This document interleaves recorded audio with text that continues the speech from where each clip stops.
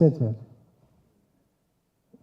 Everything we see in this world, everything we see in human personality and even animal personality, all derives from the original personality, the Supreme Personality of Godhead. People may be shocked, at least in this part of the world, people may be shocked to see we're worshipping God in such a ferocious form. See? There's a little bit of the lion sound is coming out there. A little bit, very little bit. Such a ferocious form. When Jadurani, she was Srila Prabhupada's first artist, disciple, there was an early painting of Nrsimhadev killing Hiranyakashipu in the second canto of Bhagavatam that was published. And for the seventh canto, the artists had become much more refined, in their devotion, their devotional life had developed and their artistic skills had developed, and that's really a masterpiece. We didn't have this one here, but Srila Prabhupada more than once, he saw the picture, supposed to be, and sent her back. More blood, we need more blood. Srila Prabhupada wanted to show that in Bhaktivedanta manner. This must be, I guess it must be 77 or earlier, when then Mukunda, he was there. He was not sannyasi at that time. So the devotees put a print of that picture right there in the temple, in huge print, and he was somewhat concerned about that. What are people going to think?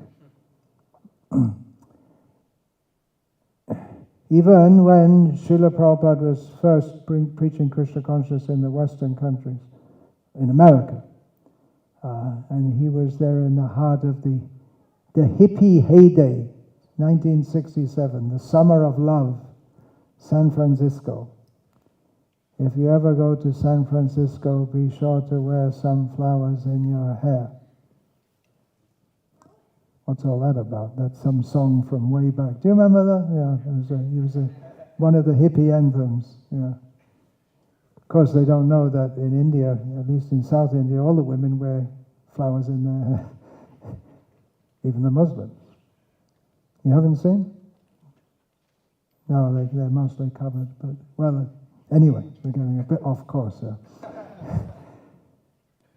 So the newcomers were shocked when there was Nrsimhadev was introduced. Srila Prabhupada introduced Nrsimhadev, and sometimes Srila Prabhupada, even in those days, he would manifest angry lila, and devotees described how he was there in the Haight-Ashbury area, the heart of the hippie area.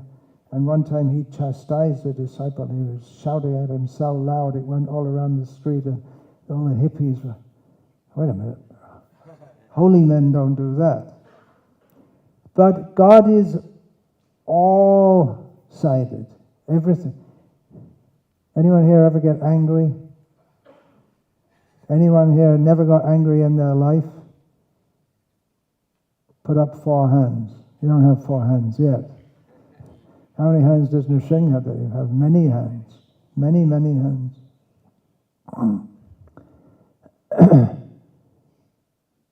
Once there was a young man, this was in Madras, I think, South India. A young man from England was present, and Srila Prabhupada was talking how he's talking about Krishna consciousness and chanting, and the young man said to him, yeah, that's very good, and then we can all get on together and we won't get angry. And Srila Prabhupada said, what's wrong with getting angry? Anger in and of itself is not bad. It's what it's directed toward. Although it's one of the 3 gates to hell, if misapplied. Whoa, flowers in your hair. I got some flowers around my neck. These are actually imported from India for the women to put in their hair and made into garlands, easy garland. Hare Krishna. But anger is also required in this world. I often give the example in India. If the Indian government actually decided to adopt Gandhian principles, non-violence, then within a short time the capital of India would shift from New Delhi to Islamabad, which is the capital of Pakistan. Because the Pakistanis say, no, non-violence, great, okay, we're going in and we're going to take you over. India has to have an army because they've got long borders of hostile neighbors.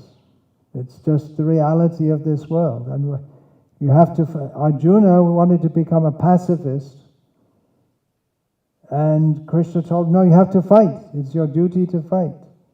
Someone has to fight to maintain order in society, because there will be bad people. So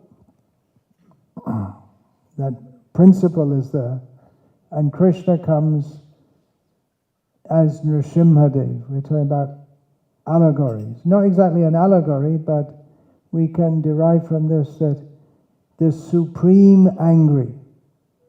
How angry can you get? Srila Prabhupada also said that someone wants to criticize Krishna for being lusty. It's not, of course, in the present society in the Western world to lust after so many women is considered normal and desirable. But in civilized society there are rules for regulating that propensity. It's called the religious institution of marriage. But then people criticize Krishna. Why did he have so many girls? Of course, that is to be understood at a very deep theological level, that these were not ordinary girls, they are pure devotees of Krishna. It's a reciprocation of love. But Srila Prabhupada's response one time was that if you criticize Krishna as being lusty, you cannot deny he's the supreme lusty, because you can't have 16,108 wives. Theoretically you could. Some of the Nawabs in India that have 300 wives or something like that.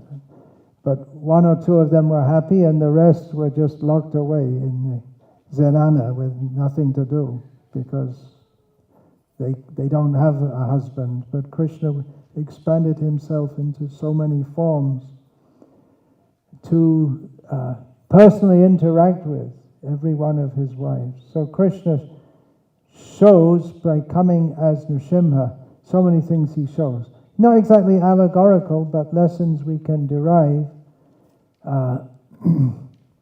He's the supreme powerful, very potent lesson, because yesterday we were talking about, in our discussion we were talking about, one of the topics we discussed was Muhammad Ali. You've all heard of Muhammad Ali. There must be thousands of Muhammad Alis in the world right now, because it's probably the most common name among Muslims that there is. It's a very common name for Muslims. But when we say Muhammad Ali here in America, people think of the boxer, right? So after he won the gold medal for boxing in the Tokyo Olympics in 1964, general knowledge quiz. He boasted, I am the greatest. But then later he understood Allah is the greatest. Allahu Akbar. Allah means He's all-powerful. So that was a step up for him, but it seemed like he was the most powerful. I mean, I was only a 7-year-old kid at the time, but I wouldn't want to step in a ring and argue with him about who's the greatest. And no one could step in the ring with him and argue who's the greatest in boxing, because he would float like a butterfly and sting like a bee and pulverize them, and he was the greatest in boxing. But he came to understand that there's the higher power, highest power. Hiranyakashipu didn't have that realization. He was the greatest. He could also say, I am the greatest. And all empirical evidence pointed toward the fact that he was the greatest. Even the great demigods who control the universal affairs, people would bow down to them, but he forced them to bow down to him. And he didn't even need their help for regulating the universe. He took over all their functions of providing water, heat, light. He did it all himself. He was the greatest. He was unassailable. No one could kill him. Krishna came as Nrsimhadev and showed who is the greatest. So that's one lesson to learn. Who is the greatest? Krishna doesn't always show that. Brahma, who gave the benedictions to Nrsimhadev so that he could become so great, he was also on the platform of thinking of terms of greatness in terms of material power, because Brahma means he's the topmost in the universe. Hiranyakashipu was thinking, I'm the greatest, although it was, even rationally speaking, it was stupid, because he knows that Brahma is that they're above him, and it's Brahma who gave him the boons by which, but Brahma had given the boons in such a way that he couldn't even kill Hiranyakashipu without breaking his own promise. And Brahma is the first Brahmana, so he's supposed to be truthful and not break his promise. So Hiranyakashipu was very confident that I'm safe, no one can do anything to me. And he's worked it all out on the platform. Very good intelligence. What are the different ways you can die? He didn't say, he took the boon, I will not die in the day or the night, I will not be killed by any man or demigod or beast. He didn't say, I will not be killed by coronavirus. He didn't get that one. I will not be killed by any germs. But I guess that comes within is a virus falls within the species of animal? That's still a question open for the biologists. Is a virus a living organism? Is it a kind of animal, or what is it? So he made the boons in such a way that he could not be killed, but Nrsimhadev showed that not only is he more powerful than Hiranyakashipu, and in that way physically Nrsimha is the greatest, not Hiranyakashipu, but even intelligence-wise, because Hiranyakashipu thought, I got it all worked out. I've got it worked out that no one can kill me. So he wasn't killed by a man or a beast. Is he a man? Well, if you look at the lower portion of his body, yes. If you look at the upper portion, no, he's not a man, and vice versa. So he's a hybrid, man-beast, joint form, or sometimes comes as a cat. Or is it a man-cat? Then he wouldn't be Narahari. Narahari means what? It means Nara means man, and Hari means Supreme Lord. But Hari also means lion. It's another word meaning for. So here Narahari means the same as Narasimha. There you go, you learned something.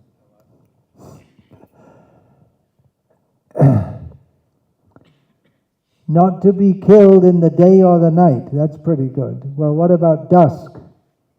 Is it day or is it night? It's the twilight zone. It's neither day nor it is night. I won't be killed inside any building or outside any building. Well, what about on the veranda? It's not, you can't fully say it's inside or outside. I won't be killed on the land or the sky or in the water. And he was killed on the lap of Nrsimhadev. He didn't think of that. So he outwitted him. What other things? Neither living nor dead. So he was, nor by any weapon. So he was killed by Nakha. Tavakara Kamalavare Nakam Adbhuta Shringam. He has amazing nails, and Shringa literally means horn. Vajradangshra, his teeth like thunderbolts. So he didn't think of all this. He thought he was the greatest, but he's not. So that's a great lesson. So many lessons to be learned from Nrsimha's coming. There's one major lesson, which lesson we can take it, or just confirmation of the Lord coming to this world. Why does he come to this world?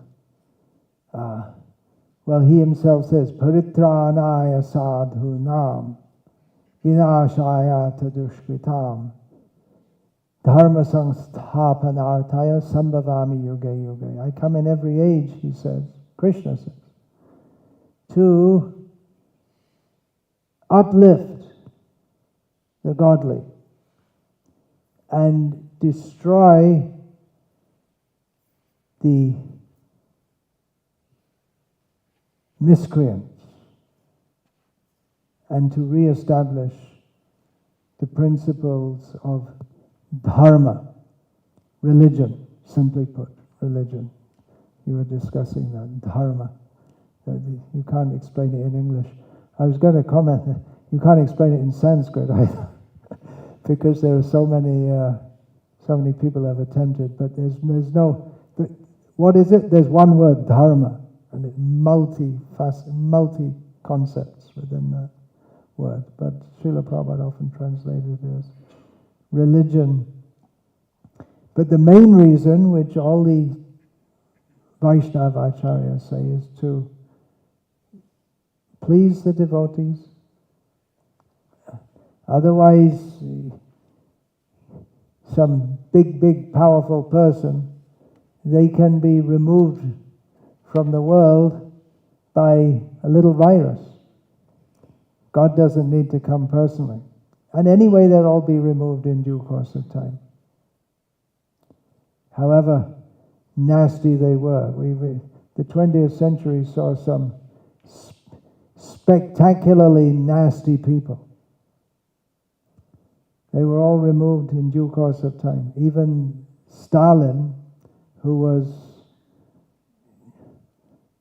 I think Hitler's overrated. Stalin was really, and to his own people.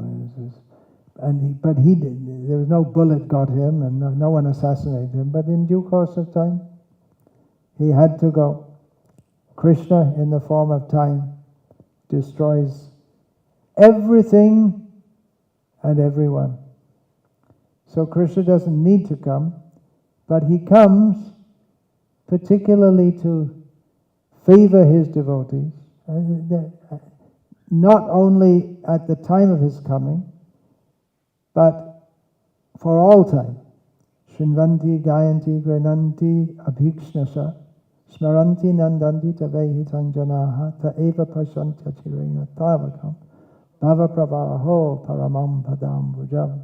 Krishna performs his beautiful pastimes and gives us beautiful verses. It's just beautiful to hear, isn't it? Even the very sound of it is very beautiful poetry.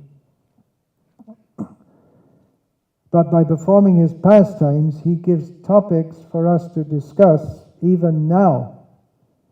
And by discussing, we become very pleased. It is Bhavoshada, it is the hearing about Krishna, is the medicine for the disease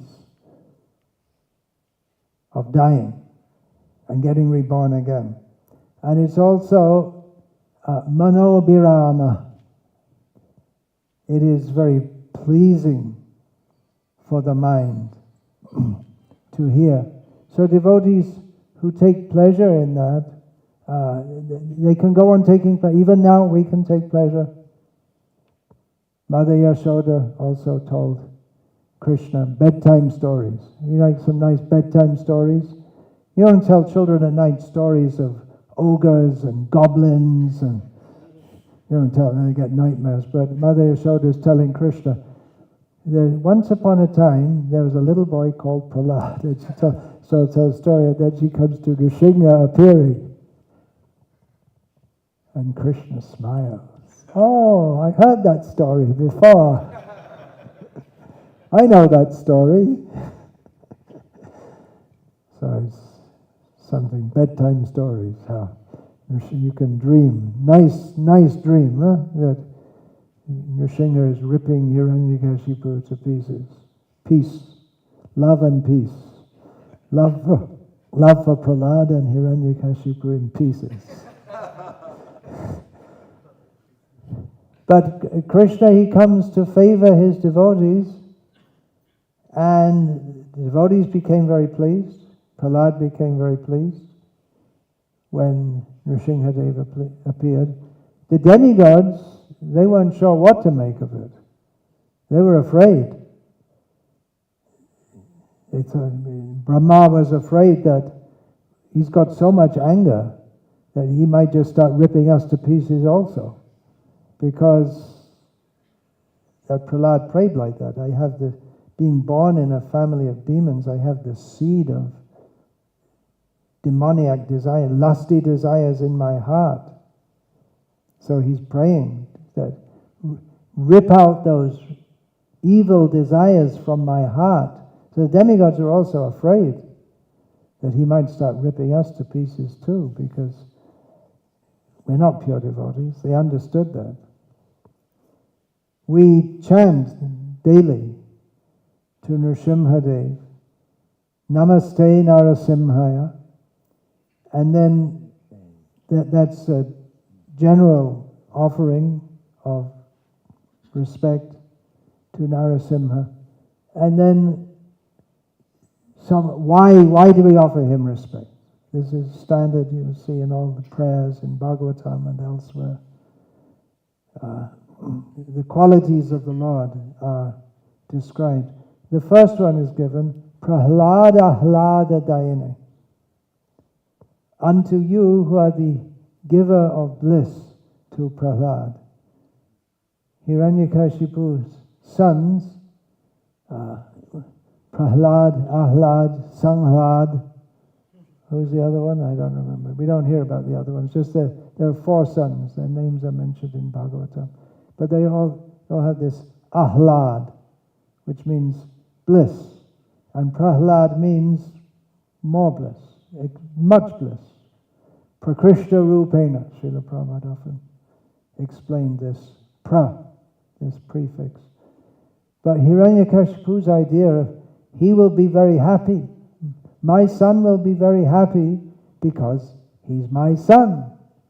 And I will make him happy by teaching him the principles of how to be a good politician. You see, he was having his children taught how to be a good politician with the principles of Sama, Bheda, Dana, Danda. First of all, you try to pacify people, then divide and rule. This is politics. How to manage people. First of all, you try to make friends with them, and let's all be nice. And if that doesn't work, there's a party coming up again. Divide them, split them up. If that doesn't work, you try and bribe them and bring them on your side. If that doesn't work, and you can do it, you smash them. So this was being taught. Hiranyakashipu wanted this taught to his sons, which means that he wasn't fully confident of his own rule, despite his supremacy. He wasn't fully. Otherwise, there's no need to teach all this, right? I did it all for you, kids. You can just have a good time. But he also had to teach them that, well, as every good politician should know, and as every good politician, is that an oxymoron? No. Good in the sense of being good at doing what he's doing. Every competent politician knows you can't trust anyone. Don't trust. You have to trust someone, but even the people you trust, you have to always be aware that even if they are loyal to you, their loyalty can change. Or their loyalty to you is just a show, and they're actually plotting to get you. That's why in Bengali there's that saying, Ati Bhakti Chore Lakhan. Too much devotion is the sign of a thief. So if you're going to assassinate the president, who's going to do it? It can only be his inner circle, because they're the only ones who can get close to him, the trusted people. So Hiranyakashipu he still had that fear, therefore he was teaching Prahlad.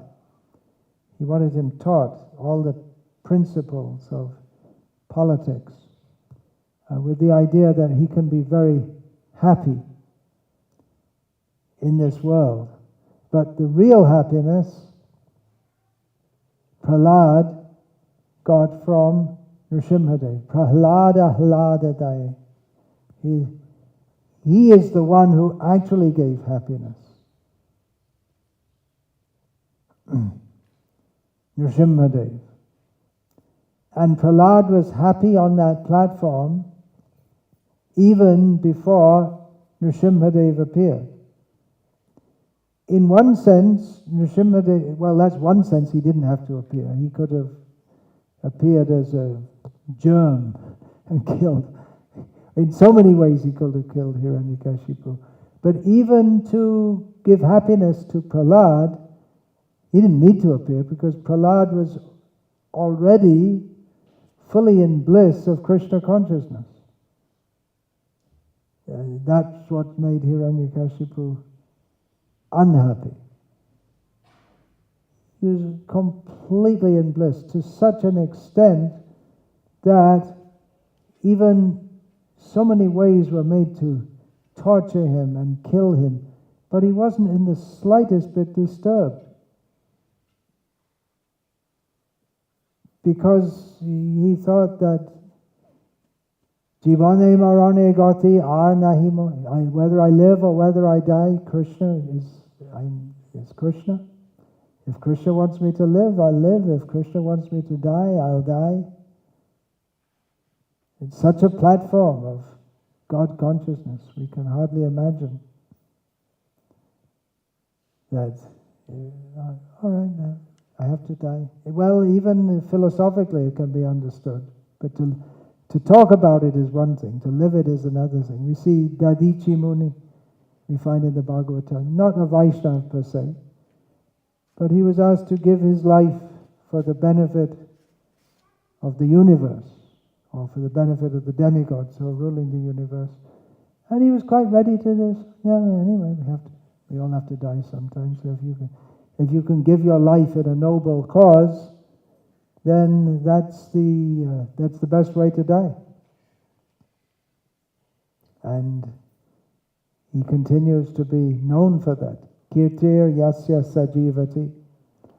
One who's, we all have to die, but one who has a good name, he will live on by his good name. And I guess that could be prefixed with akirti. Yes, Sajiva. Yes. Do something spectacular, you'll be remembered. So some people try to do some spectacular things which are spectacularly bad just so they can be remembered. That's not good to do that. But he appeared, Nrsimhadev appeared, to give pleasure to Prahlad. And suddenly Prahlad was very, very happy to see him. But he was always seeing him. Show me God. Where is God? Is he in this pillar? And Prahlad, yeah, sure, he's in the pillar. He already saw him. Yomam Pashati Sarvatra, who is always seeing me. Krishna says in Bhagavad Gita, those who are always seeing me. Premanjana Churita Bhakti Vilochane. Santas Sadaiva Hridiyeshu Vilokayanti. How do they see?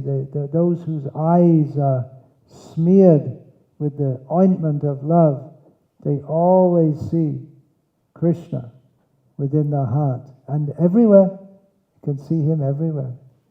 Sarva Bhuteshu Yapashyat. In the heart of everyone they see. Bhagavad Bhava Mamana. Bhuteshu. Bhagavat Yatmani. Esha. Bhagavata Uttama. The topmost devotees see Krishna everywhere, in everything. But certainly they're very happy when the Lord comes to this world personally. They're very happy to see him. Very happy.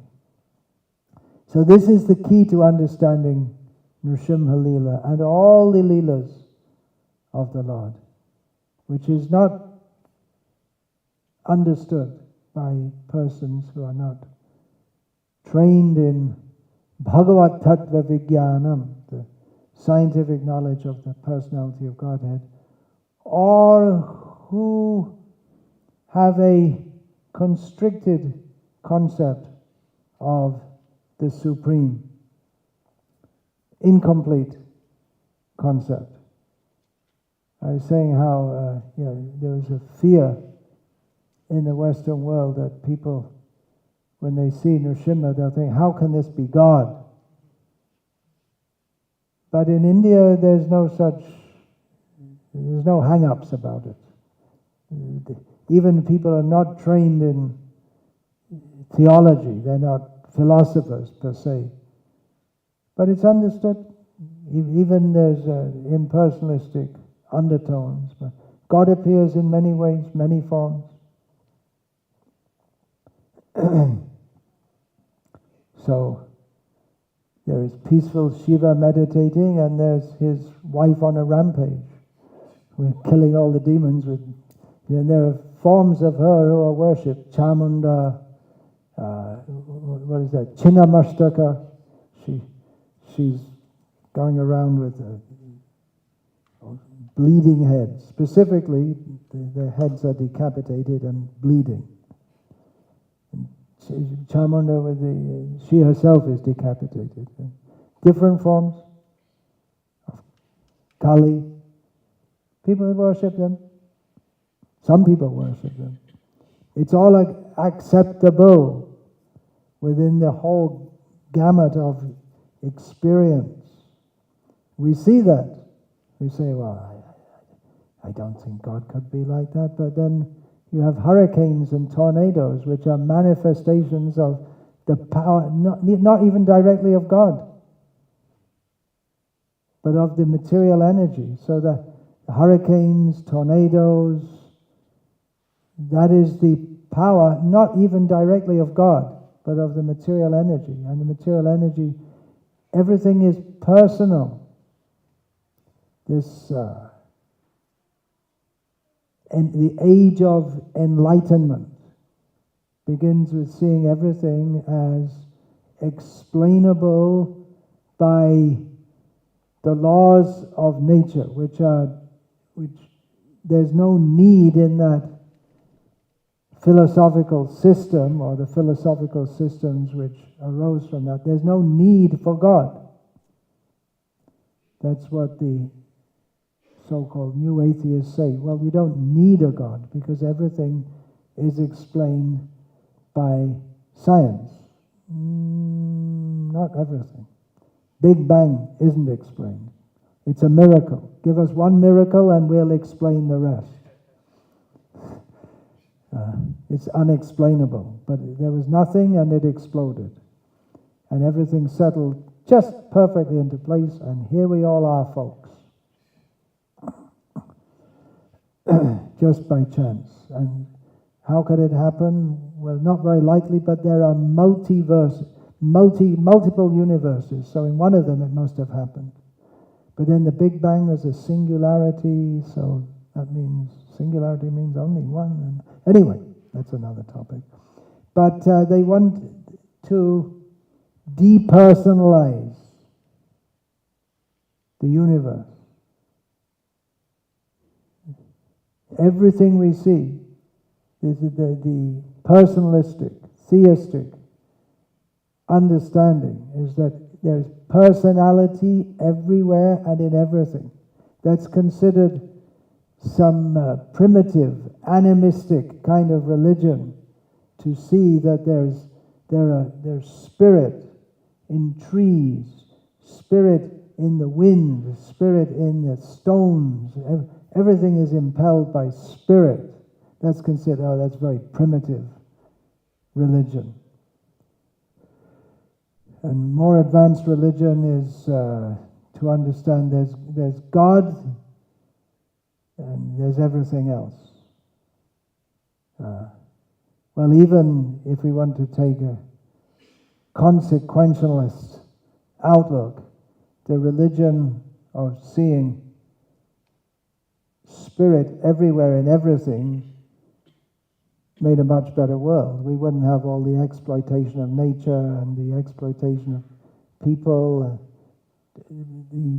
The Native Americans, as they're called, they had such religion. They would, some of them killed, not all of them killed, but they wouldn't kill wantonly, just as and when required for food.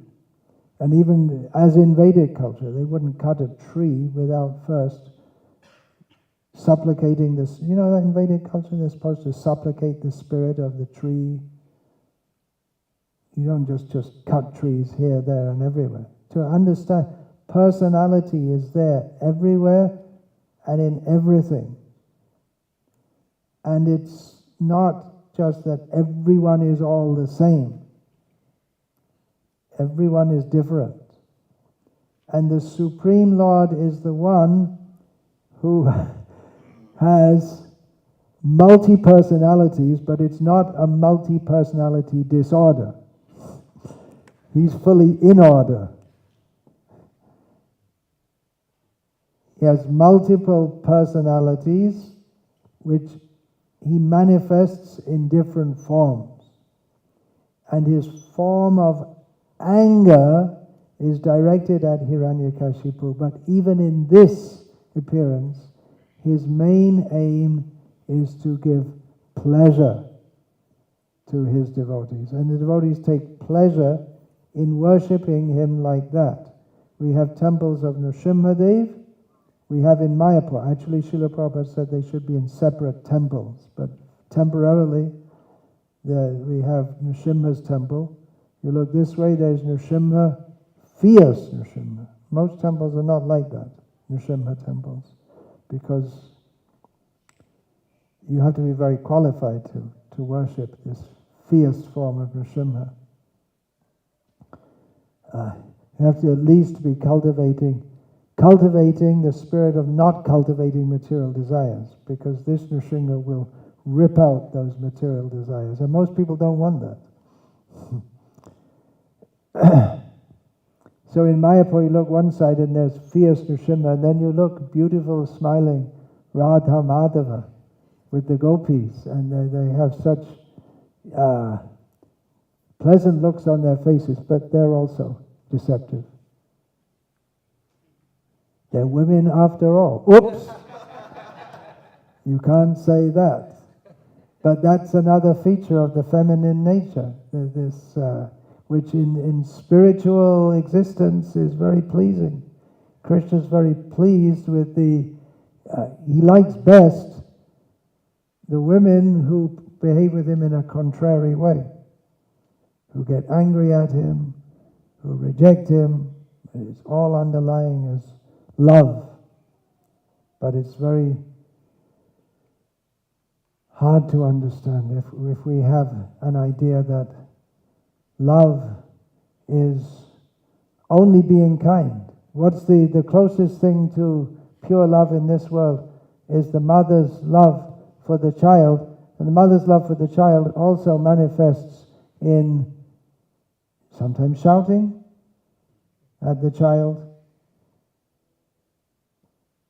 If you want to love the child and let the child drink the poison or put his hand in the fire, that's not love. You have to train them for their own best interest. So he comes. His main, out of the many reasons that he comes, the first is to please Prahlad. And everything else is there. They all have their meanings. Prahlad is very happy to see him. Very angry form of the Lord. Prahlad himself is peaceful. With that prayer you were saying this morning, may all the living be. It's ironic that he says, may all living beings in the world be peaceful, and he's praying to Nrsimha Dev. Is he telling Nrsimha, maybe you shouldn't be so angry? Is it all right for Nrsimha to be angry? He can get away with it because he's God. But no one else should be angry. Everyone else should be peaceful. But internally, Nrsimha is peaceful. Internally, Srila Prabhupada, that was another facet of Srila Prabhupada. He would be so angry, very angry. And next second, gone.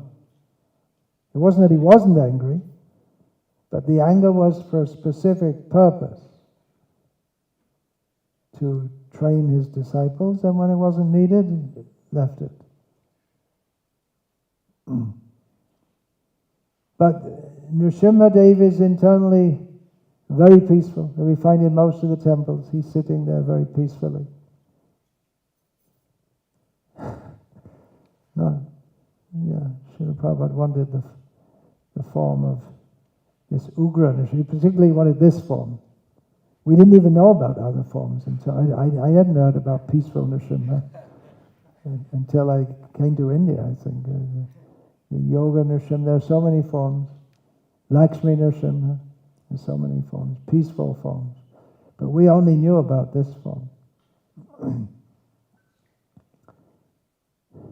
So it's not that he's always angry,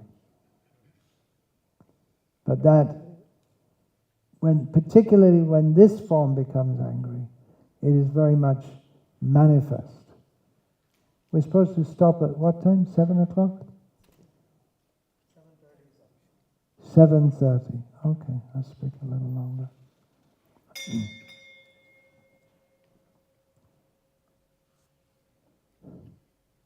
When Lord Nrsimha burst from the pillar, he seemed so angry. I'm reading now from Gopi Pandana Prabhu's translation and rendition of Sanatana Goswami's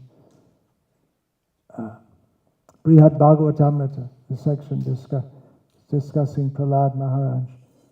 So, 7 o'clock, take 7 minutes.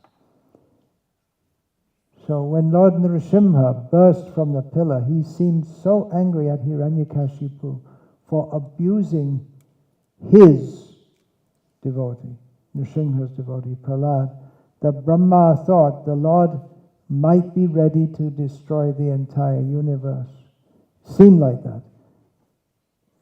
But Nrsimha wouldn't do that because he is dharma samsthapanartha. He comes for the sake of establishing dharma.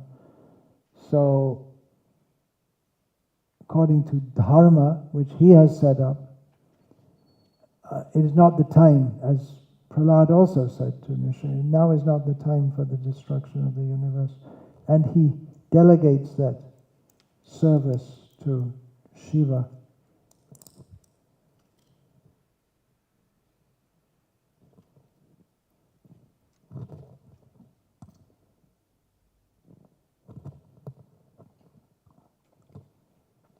Brahma thought the Lord might be ready to destroy the entire universe, and he knows he can do it.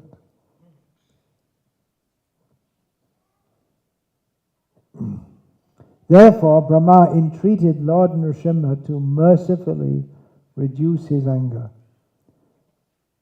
That prayer went unanswered. So Brahma asked Prahlad to intercede. And here Sanatana Goswami quotes from the Bhagavatam, Tata prashama yo pehi svapitre kupitam prabhum. He addresses him as Tata, my son. Of course, everyone's the son of Brahma. But to address as son, it makes a feeling, there's an affection, and that's used to be there in Western cultures. I know, at least in English-speaking languages. In Ireland, it was very common that older men would speak to me as, you don't know, you never see them, they just call you son, like that. And here in America also, it used to be there.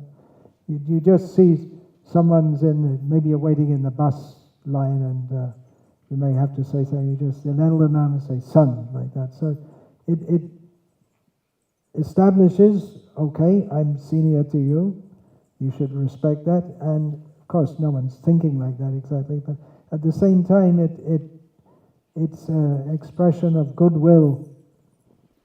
It's automatically there. So Brahma says, my dear son, Lord Nrsimhadev is extremely angry at your demoniac father. The word is used kupitam, kopa. There are different words for anger.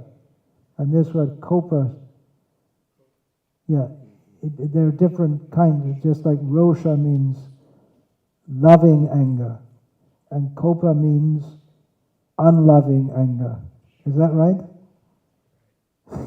It means the kind of anger that is one of the gates to hell.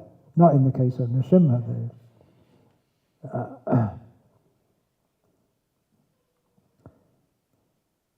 So Brahma says to Prahlad, Lord Nrsimhadev is extreme, and it also means, kopa means extreme anger. There are levels of anger. There are different words in different languages, beginning from irritation to agitation, and then being disturbed, and then you come to angry, and then in English and there's rage, fury. There are different levels of anger. So Nrsimhadev, he's not trying to control his anger here, it's full blast. The Supreme Lord's supreme anger. We may get angry, but we can't get as angry as him. We can't, and when he gets angry, it's really dangerous. Little kids get angry, it's dangerous for them more than anyone else. They might hit their head against the floor or something. But you don't become disturbed that they might do some damage to anyone else. Well, probably from the age of 4 they can do, but they can start to harm even younger children, but it generally doesn't manifest like that. But Brahma was saying, here son, you go cool him down.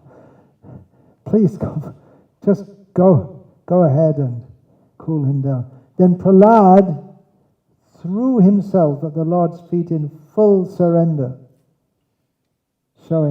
accepting You're the boss. I'm your servant. But the Lord picked him up and showered him with affection. So Prahlad wanted to show the position of I'm a fully surrendered servant. But Nrsimha, who had just shown such anger against Hiranyakashipu, now showed another side. Svapotanam Nrikesari. What is that verse? How does that begin? Ugram.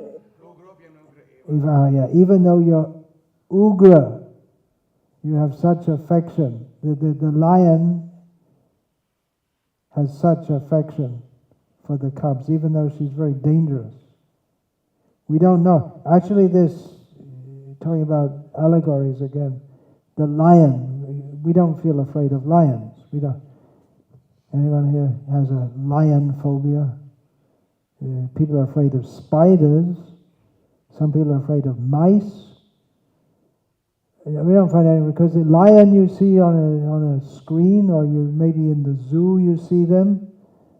But in India, until recently, they can just come in the village.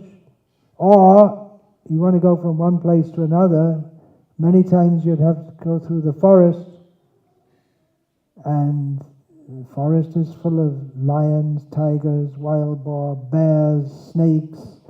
All a very dangerous place, the forest. And lions, very dangerous. So there's something to be afraid of. A lion is on the list of things to be afraid of. It's the natural, what you could call predators of human beings.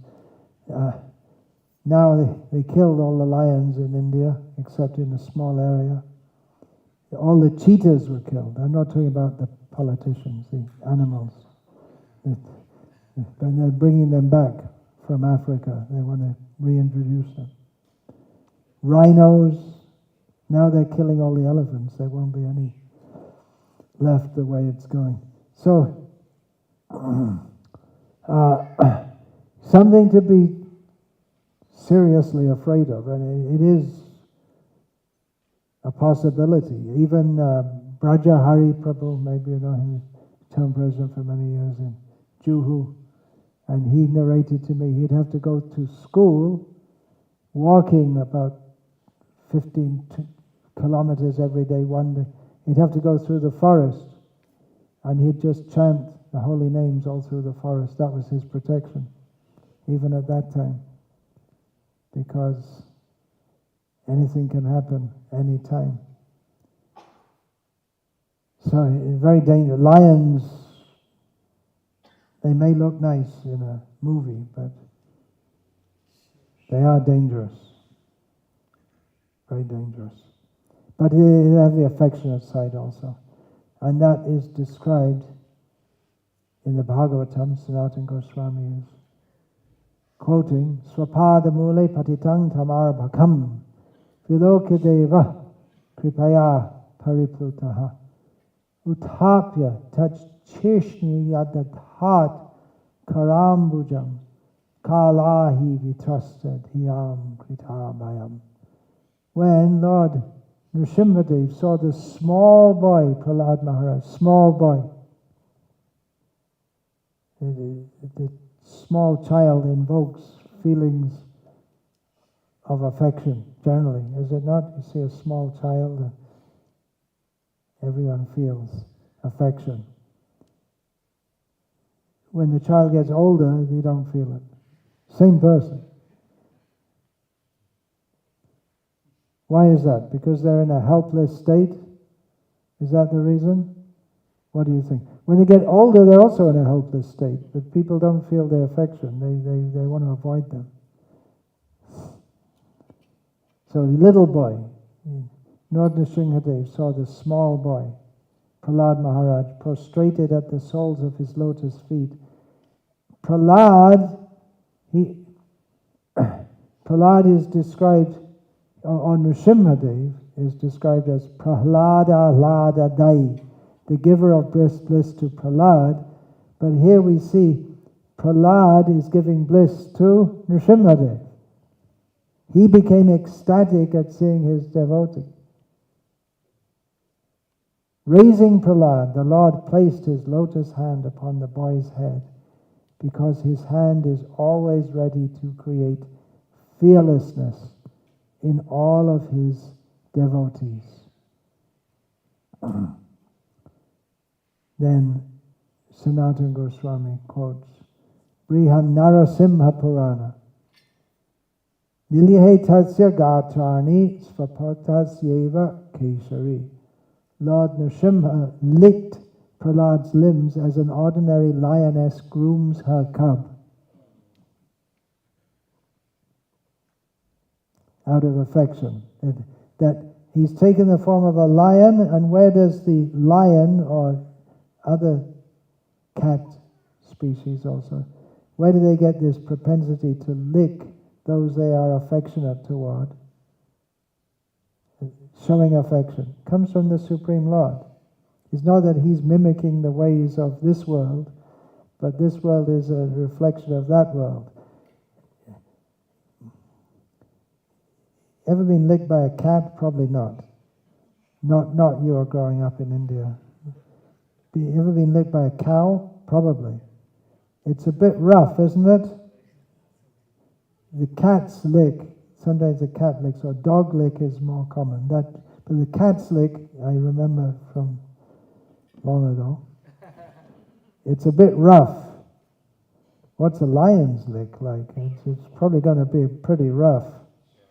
The cows, when they sometimes they lick you out of affection, right? Like they do to their own calves.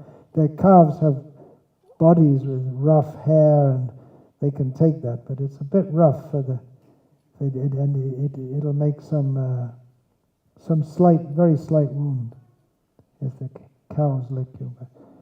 But I presume that he gave Prahlad he did it in such a way that Prahlad's limbs, gatrani, his whole body wasn't damaged by that. There are so many things in the pastimes. We just get little insight, especially in the Bhagavatam.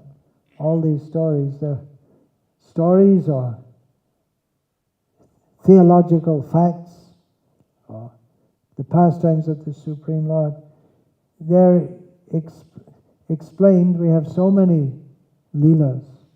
We have in Brihan Narasimha Purana, the pastimes of Narasimha described. In Vamana Purana, pastimes of Vamana described.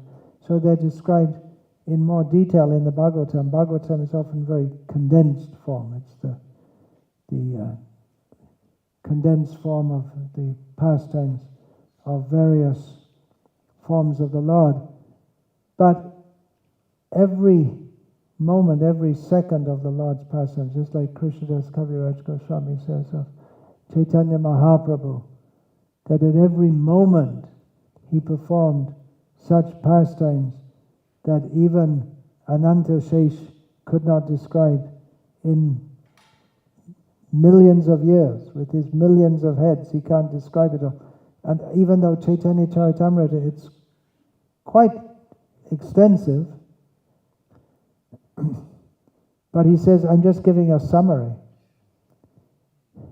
Because at every moment, Krishna's pastimes, he's interacting with all his devotees. In Vrindavan, he's there with so many devotees, so many cows, cowherd boys, cowherd girls, calves, plus every blade of grass, every insect, every bird, every tree. Krishna's relating with every one of them at every moment, and every one of them is observing and interacting with Krishna.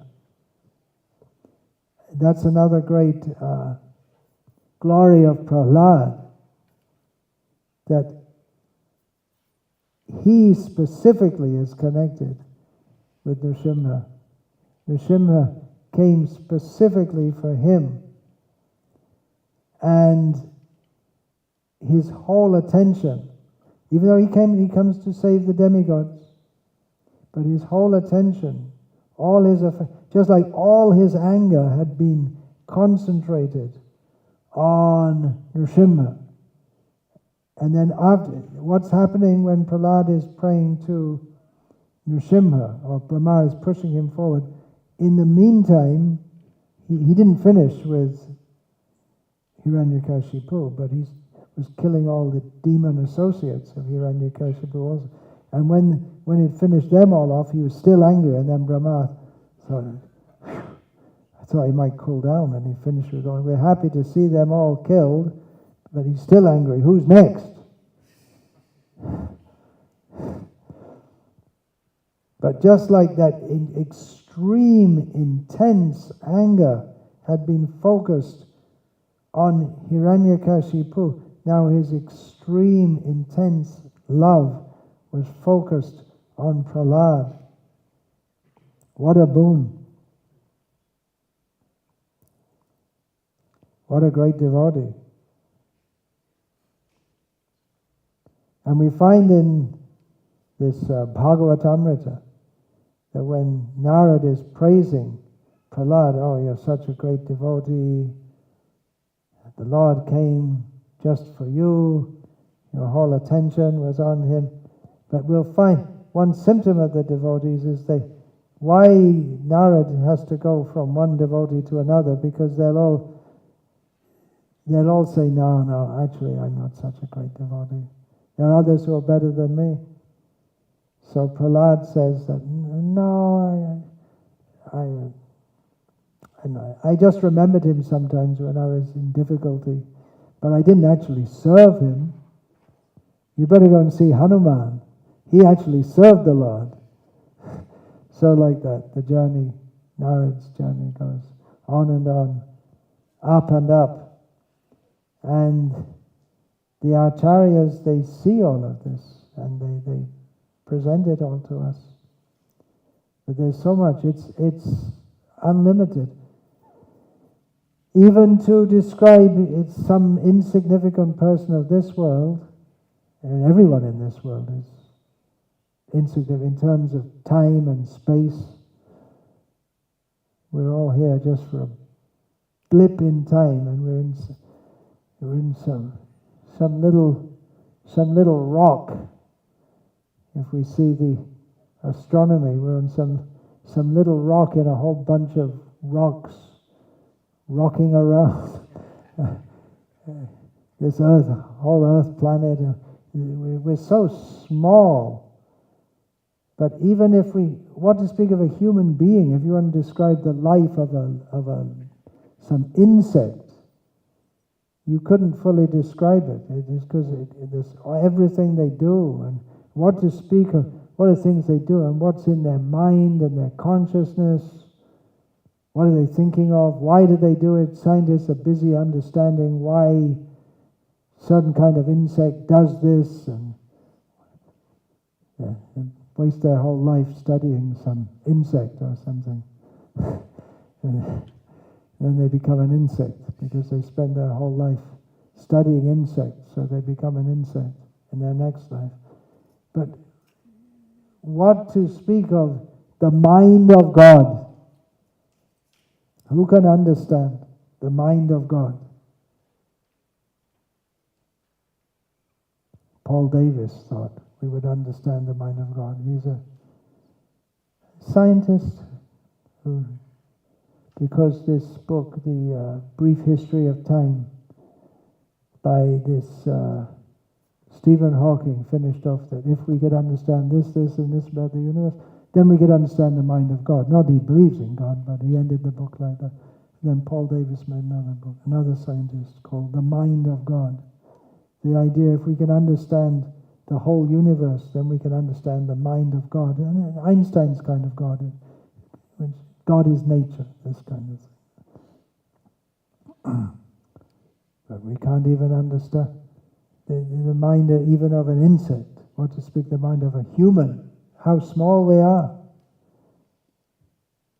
So understanding, we go so far. We have the science of God. Srimad Bhagavatam is the science of God, which we should understand, which is all summarized in Chaitanya Mahaprabhu's sutra, Jiva Swarup Hoy Krishna Nitya Das. Everyone, we may be in human body or insect body or lion body or demon body, whatever, but we're all servants of Krishna. But then then you have to unpack it and understand who is Krishna. And then we have the whole Srimad Bhagavatam to understand that, and it's all compressed in the first verse of Bhagavatam. Who is Krishna? Janmadhyasya yataha. That's the beginning Vedantic understanding of who he is. And Vyasadeva has composed this verse in such a way that we can understand the opulence of Krishna, being the Supreme Lord, who's not understandable. The whole Bhagavatam is to understand Krishna, the science of God, Bhagavat Tattva Vijnanam. But in the very beginning says, Muhyanti Yat Suryaha. Even the devotees, Suryaha can be taken as a devotee, they also don't understand. Taken as the great demigods, great sages. But then Jiva Goswami also takes this, yes, we can understand it in another way also, for Krishna's pastimes. And Muhyanti Yat Suryaha becomes, the devotees are bewildered by his pastimes into thinking that the kind of God who is understood by the first verse of Bhagavatam as the source and maintainer and destroyer of the universe, the residents of Vrindavan, they don't understand. They're bewildered. But their bewilderment is the bewilderment of love. So who is Krishna? He's the Supreme Lord. He comes as Matsya Kurma, Varaha, Narasimha. Buddha comes the next day, but in the Dasavatar, Dasavatar, he comes a little later. But the next form is very peaceful and very cunning.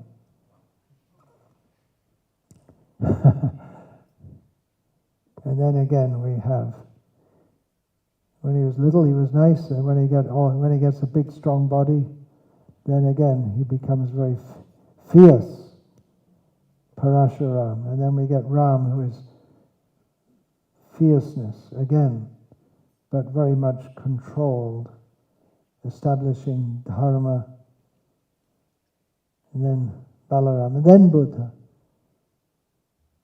He's the one, he's the peaceful avatar, impossible ideal. Impossible ideal. Why impossible? Well, because Buddhists aren't peaceful. They try to follow him, but they can't be peaceful. It's just the law of the world. In Sri Lanka and Thailand, they have armies, and the armies kill people in their own country. Not all the time, but out of necessity. When there's terrorism, they have to do. And the monks egg them on. So it's an impossible idea. Then we come to Kalki. And then again, destruction, full destruction. And then again, Pralaya Payodija, and then the Matsya comes. And there's so many avatars. So how to understand? Yes, we should understand. And at the same time, understand that we can't understand anything fully. We can't even understand an insect fully. We can't even understand an atom fully. What the scientists called atoms, they didn't even know there were atoms. And now they understood. Who proved atoms exist? Albert Einstein, one of his... Because there was a debate in the scientific community. Do atoms exist? And Albert Einstein was, among other things, he proved scientifically the existence of atoms. And then you have subatomic particles. Where does it all end? Subatomic particles, and then this and that, and then you get down to energy, and can we understand that? No. scratch your finger here, and on the other side of the universe there's a hurricane. It's all there in quantum theory. You understand it? No, no one understands it. But that's what comes out of their theories. It all becomes inconceivable. So ultimately it comes down to inconceivability. And then, what's the most inconceivable phenomenon? Okay. Take it further. Eho hoi age karo a. That's true, but take it a little further. Love. Love is the most ununderstandable thing. So that's what it comes to. And we're celebrating Nrsimha's love. Celebrating in blood. Who can understand? Well, we can explain it, but what does love come with? We got any psychologists here? Any empathetic listening and all that kind of thing? Love begins with acceptance. That's what they say, right? If you're going to have family relationships, how can the husband and wife get along together when you find out you're different in so many ways? There has to be acceptance. So same thing with God. First of all, it has to be acceptance. First of all, accepting exists. And the great theological contribution of the Bible, of the nature of God. I am who I am. That's what it says in the Hebrew Bible. Who are you? I am who I'm the original individualist. I'm the way I am, this is the way I am, and you are the way I am because you are parts and parcels of me. But you're small. Jiva Sarupai Krishna Nitya Das. Ultimately, it's all about love. But we all need some psychological counseling because we got our ideas of love all wrong. So psychological counseling begins with hearing Srimad Bhagavatam, but you have to get put in a certain state of mind before you can even... Some people, you can't treat them. They're not treatable at all. You have to come to a certain level of or standard of consciousness. So for that we have chanting Hare Krishna. Everyone can be purified by chanting Hare Krishna and taking Krishna Prasad, and that will help people to come to a level of sanity by which they can begin to understand that Nrsimhadev is the Supreme Angry, and to worship him is actual sanity.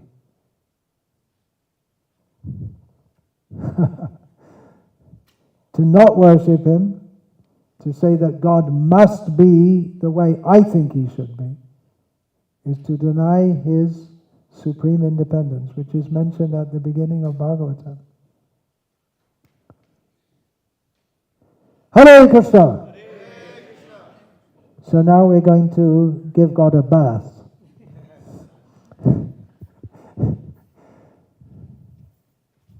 Right? Okay. And we're going to bathe him in yogurt. This is a very strange religion. Well, no. We're strange. That's why we think it's strange. We need a psychological session. Or maybe a whole series, right? Psychotherapy goes on over a long period. So we need to have more and more sessions. Then we can gradually understand. Actually, after so many sessions with the psychotherapist, I finally understood I'm not a cat. He's a cat. Right? We heard this morning, sometimes he comes as a cat. I'm not a cat now. I can be in a future life. But my identity is, I'm the servant of the Supreme Lord, who among other things likes to be bathed in yogurt. So let's do it. By His mercy, by Prabhupada's mercy, that we're allowed to do this. Hare Krishna, Nrsimha Deva Ki Jai. Namaste Narasimhaya Prahlada Hladadayane Hiranyakashipur Vakshashila Kankanakara Ito Nrsimha Parato Nrsimho Yato Yato Yami Tato Nrsimha Bahir Nrsimho Hridaya Nrsimho Nrsimham Adim Sharanang Prapade Tavakara Kamalavare Nakam Adbhuta Shingham Dalita Hiranyakashipu Tanu Bringham Keshava Dhrita Narahari Rupa Jai Jagadisha Hare, Jai Jagadisha Hare, Jai Jagadisha Hare. Kirtan is Mukunda Datta is a great singer, and the Supreme Lord loves his singing. And it's true of our godbrother Mukunda Datta Prabhu also. You know that in Gaur Leela? Mukunda Datta's singing is very pleasing to Lord Chaitanya. He gives us Mukunda.